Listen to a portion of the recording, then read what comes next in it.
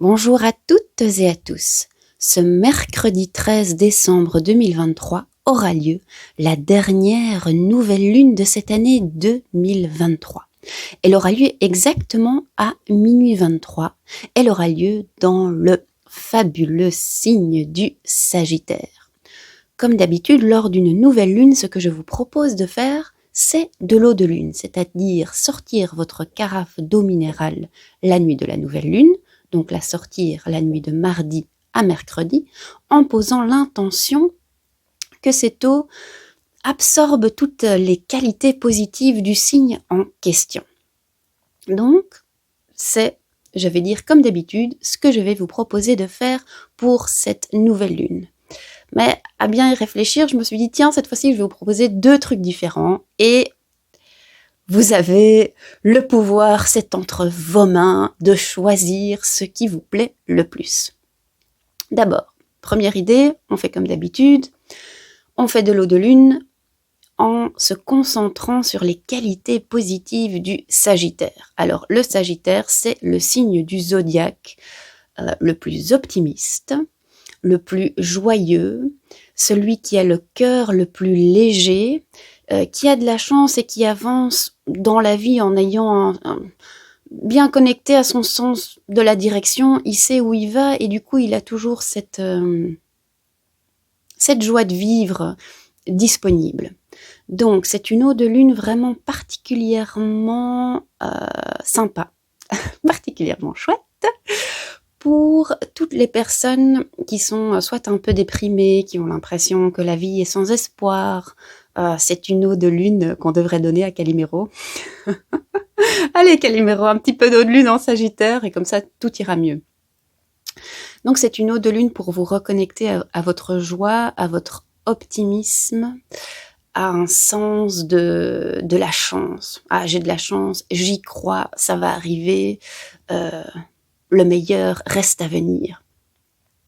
Alors, pour cette nouvelle lune, non seulement on a la lune et le soleil en Sagittaire, mais on a aussi un carré avec les planètes Neptune et Saturne qui sont en Poisson.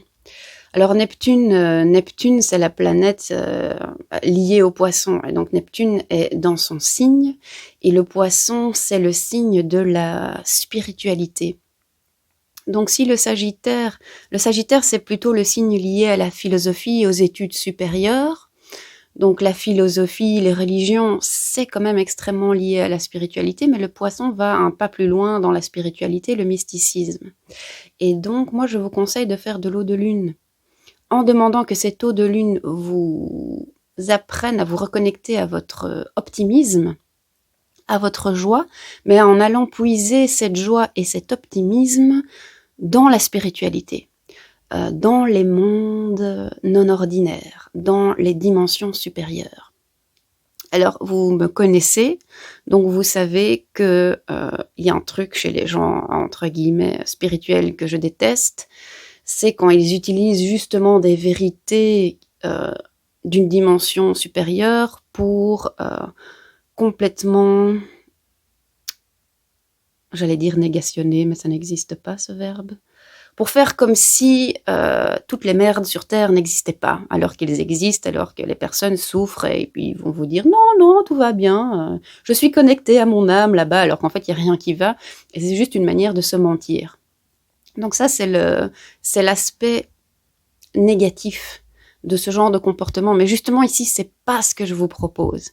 L'idée, c'est de faire de l'eau de lune, de se connecter à la joie, à l'optimisme, au fait d'avoir le cœur léger. Mais on se ment pas, hein. On n'est pas en train de se dire « Oh, tout va bien ». C'est avoir le cœur léger, mais c'est un véritable cœur léger, et d'aller puiser sa force, son optimisme, sa foi en l'avenir dans la spiritualité. Parce qu'avec Neptune carré à la Lune, ça rend cette nouvelle Lune encore plus puissante, encore plus mystique, puis c'est la dernière nouvelle Lune de l'année, donc on est dans le mysticisme à fond, quoi. Donc ça, c'est ma première proposition pour faire de l'eau de lune. Donc vraiment, je dirais, c'est le côté lumineux. C'est le côté optimiste. Alors, si vous avez envie d'un truc un peu plus dark, un travail un peu plus, aller plus en profondeur, un truc un peu plus difficile, il y a un autre aspect de cette pleine lune. Au moment de cette pleine lune, nous aurons l'astéroïde Kali qui sera dans le nœud sud. Alors Kali, c'est quand même la déesse de la destruction. Ok ? Le nœud sud, c'est relié à notre karma, à notre destin.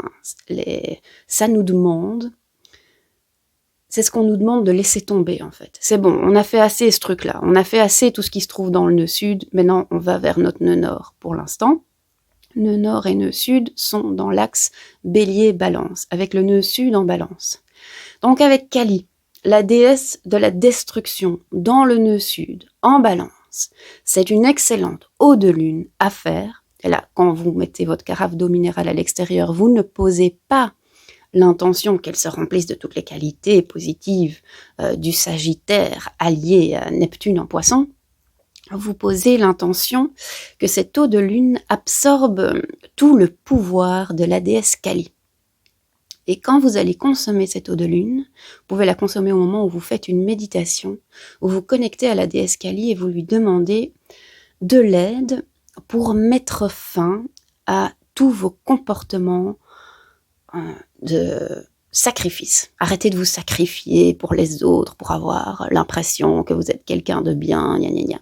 Tous ces trucs-là, ce sont les côtés ombres du signe de la balance.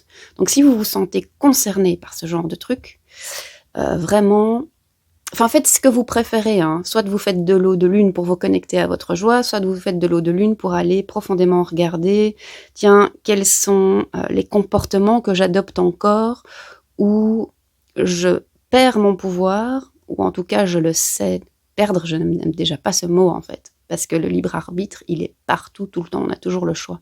Quels sont les comportements où je pose un choix de laisser mon pouvoir dans les mains de quelqu'un d'autre, où je me sacrifie pour les autres, ou au lieu de suivre, justement au lieu de suivre ma joie, au lieu de faire ce qui me fait plaisir, je fais trop attention au quand dira-t-on, je me dis oh là là, je veux faire plaisir à ma famille, mes amis, faut que je garde ma place dans mon système social, donc je vais pas faire exactement ce que je veux. Ça c'est assez bien un comportement. C'est un comportement, franchement, c'est un peu chez tout le monde, ça s'appelle l'éducation et la sociabilisation. Donc je pense que nous sommes absolument tous concernés, n'est-ce pas ? Mais peut-être que les balances, elles le sont encore plus, ou des gens qui ont beaucoup de placements en balance. Hello, je plaide coupable. Et donc, du coup, je m'y perds.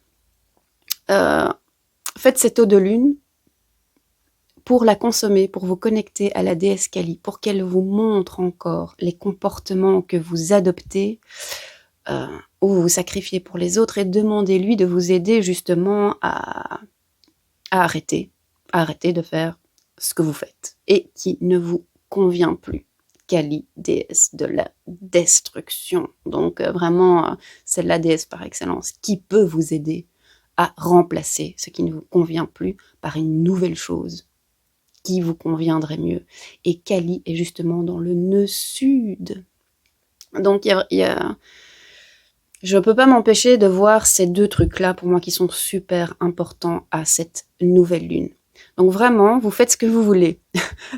Alors si vous voulez, vous pouvez même faire 2 bouteilles d'eau de lune et selon votre envie du jour, eh bien vous allez consommer de l'eau de lune pour vous connecter aux qualités de lumière du Sagittaire et du Poisson mis ensemble. Soit vous consommez l'autre bouteille pour faire votre shadow work, pour aller vraiment éliminer tous ces derniers comportements grâce à l'aide de la déesse Kali. 2 propositions. Alors, un troisième point sur lequel j'ai envie d'insister. Cette nouvelle lune correspond au moment où la planète Mercure, donc liée à notre mental, c'est la planète de la communication, mais je dirais c'est la planète la plus liée au mental, va devenir rétrograde. Donc elle est entre guillemets, le jour de la nouvelle lune, on a l'impression qu'elle bouge pas. Et puis, elle devient rétrograde pendant toute la fin du mois de décembre et elle repasse en normal le 1er janvier. Donc, on a entre la dernière nouvelle lune de l'année et le 1er janvier, ce moment vraiment parfait pour faire du shadow work avec la magie instantanée d'une planète qui passe de rétrograde à aller dans le sens normal, justement le 1er janvier, le jour de la nouvelle année. Moi, j'ai l'habitude de dire que la nuit du 31 décembre, pardon, je crois que j'ai dit 31 janvier, bref, soit, que la nuit du nouvel an, donc du 31 décembre au 1er janvier, tout le monde fait la fête, mais moi, je trouve que c'est pas... c'est la magie de la comptabilité, c'est la magie des nombres, des dates. Mais au niveau vraiment des saisons, au niveau de ce qui se passe dans le ciel, au niveau astrologique, c'est pas un moment particulièrement important. Un moment plus important, c'est une nouvelle lune, une pleine lune. C'est le solstice d'hiver qui a lieu cette année le 22 décembre. Tout ça sont des moments important astrologiquement. Franchement, la nuit du 31 décembre au 1er janvier, on s'en fout, mais complètement. Eh ben, pas cette année. Pas cette année. Puisqu'on a Mercure rétrograde qui fait le lien entre la dernière nouvelle lune de l'année et le 1er janvier. Donc, si vous décidez de faire un petit peu votre travail sur vous-même en allant absorber tous les trucs positifs, joyeux, lumineux, de l'alliance du Sagittaire et de la spiritualité du Poisson, qu'en même temps vous demandez à la déesse Kali de vous débarrasser de toutes ces idées, croyances limitantes que vous devez vous sacrifier pour les autres parce que quelque part dans le monde il n'y a pas assez d'abondance pour qu'il y ait assez pour tout le monde, donc vous devez vous sacrifier, hein, parce que s'il y avait assez de trucs pour tout le monde, plus personne n'aurait besoin de se sacrifier. Donc l'idée du sacrifice est vraiment ancrée dans l'idée du manque. Si, grâce à la déesse Kali, vous arrivez à vous débarrasser de ces trucs-là, que vous faites ce travail pendant Mercure rétrograde, qui est généralement le meilleur moment de l'année pour faire votre shadow work, eh ben, il y a une magie incommensurable qui aura lieu le 1er janvier.